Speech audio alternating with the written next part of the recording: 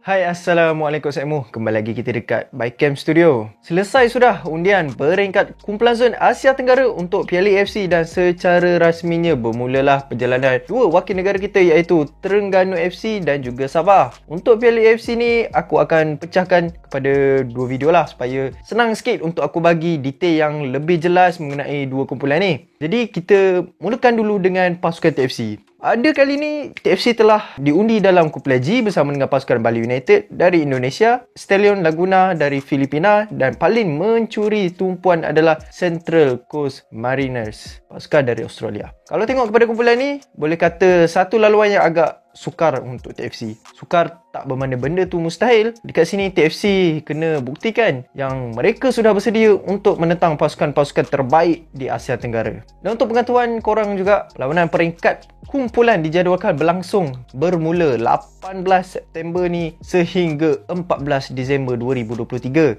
Jadi tak lama dah ni, harap-harap TFC dan juga Sabah dah bersedia sepenuhnya untuk menghadapi saingan Piala AFC ni. Apa-apa pun, kita mulakan dulu dengan pasukan Bali United. Untuk Bali United, ini merupakan kali ke-5 mereka beraksi dalam saingan Piala AFC. Melihat kepada rekod mereka belum lagi pernah melepasi peringkat kumpulan lah, di mana pada edisi 2018 mereka menamatkan saingan peringkat kumpulan di tempat keempat dan pada edisi lepas mereka menamatkan saingan di tempat ketiga. Jadi sudah tentu pada kali ini mereka bercita-cita besar nak layak ke peringkat separuh akhir zon untuk kali yang pertama. Pada musim ni, Bali United dilatih oleh coach yang berasal dari Brazil iaitu Stefano Chugura. Pada musim lepas mereka telah berjaya menamatkan saingan liga di tangga kelima. Untuk rekod, mereka berjaya menjuarai liga sebanyak 2 kali pada musim 2019 dan musim 2021-2022. Malah bergelar naik juara pada musim 2017. Jadi boleh kata bukan calang-calang lah pasukan Bali United ni. Mereka mempunyai rekod yang sangat baik dalam peringkat domestik. Malah pada musim lepas mereka berjaya mengalahkan Kedah dengan keputusan 2-0.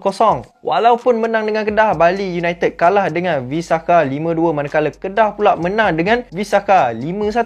Ini menunjukkan bila ada pertembungan Malaysia menentang Indonesia, dia punya semangat dan aura memang lain macam.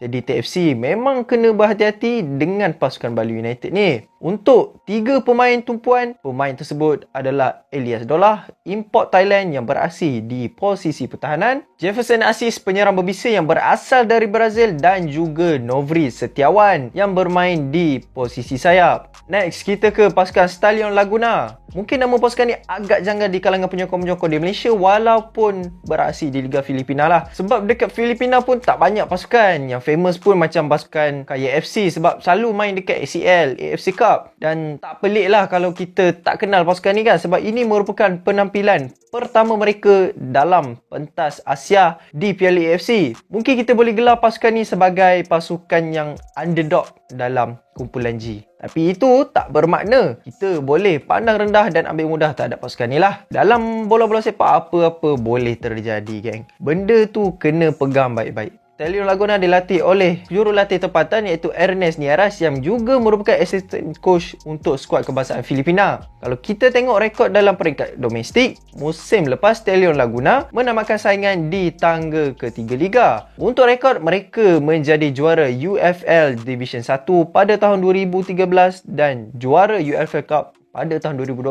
Untuk 3 pemain tumpuan pula, pemain tersebut adalah Christian Ivanovski, penyerang import dari Argentina, Griffin McDaniel yang bermain di posisi attacking midfielder dan juga Craig Bonanken bermain di posisi tengah. Yang terakhir, kita ke pasukan Central Coast Mariners FC. Inilah dia pasukan yang perlu diberikan tumpuan utama dalam kumpulan G. Pasukan yang bagi aku adalah calon paling kuat untuk muncul sebagai juara dalam kumpulan G ni. Sebab kalau kita tengok reputasi pasukan ni di Liga Australia, memang bukan calon-calon pasukan mat. Tim yang layak ke ACL pun mereka selamba je bantai, apatah lagi nak hadap tim dalam Piala AFC ni. Silap-silap mudah je lah mereka nak ayam-ayamkan Central Coast Mariners dilatih oleh coach yang berasal dari England iaitu Nick Montgomery yang juga pernah beraksi di sana sebagai pemain selama 5 tahun. Untuk rekod ini merupakan penampilan pertama Central Coast dalam saingan PLAFC, akan tetapi berbeza untuk saingan NCL di mana mereka berjaya layak sebanyak 5 kali. Dan pencapaian terbaik mereka adalah pada musim 2013 di mana mereka berjaya mara sehingga ke pusingan 16 terbaik. So untuk saingan domestik pula mereka berjaya muncul sebagai juara Liga pada musim lepas. Liga Australia ni dia unik sikit format dia. 6 pasukan terbaik dalam regular season layak ke pusingan seterusnya. So lawan-lawan sampai dapat 2 pasukan yang masuk ke Grand Final. So dekat Grand Final diorang kalahkan Melbourne City dengan keputusan 6-1. Sebab tu jangan pelik, dalam Liga nombor 2 tapi jadi champion. Selain tu untuk rekod mereka juara A-League Men Premiership sebanyak 2 kali, A-League Men Championship sebanyak 2 kali dan Australia Cup sebanyak sekali pada tahun 2021. Untuk 3 pemain tumpuan pula, pemain yang aku pilih adalah Marco Tulio yang beraksi di posisi penyerang, Josh Nisbet yang bermain di posisi tengah dan juga yang terakhir adalah Brian Kaltak yang bermain di posisi pertahanan. So jadi itulah dia sedikit sebanyak info mengenai pasukan-pasukan yang akan menjadi lawan TFC dalam kumpulan G nanti. Memang tak dinafikan ramai yang menggalakkan kumpulan ni sebagai kumpulan maut. Satu lawan yang berliku perlu ditempuh oleh Terengganu. Tapi aku yakin pemain-pemain Terengganu dan juga coach dah tahu pasal benda ni dan sudah tentu mereka sudah membuat persediaan rapi untuk Piala AFC nanti. So kalau tak boleh jadi juara, dapat tempat kedua pun dah baik. Tapi kena ingat, jadi naik juara belum confirm layak. Sebab apa? Dia akan tapis dulu lah yang mana naik juara yang terbaik antara kumpulan, yang itulah yang akan layak. So, apa pandangan korang mengenai kumpulan G ni? Macam biasa, boleh komen dekat bawah. So itu saja Sekmo untuk video kali ini. So aku harap Sekmo boleh like, subscribe, share and comment. So kita jumpa untuk next video. Assalamualaikum. Peace.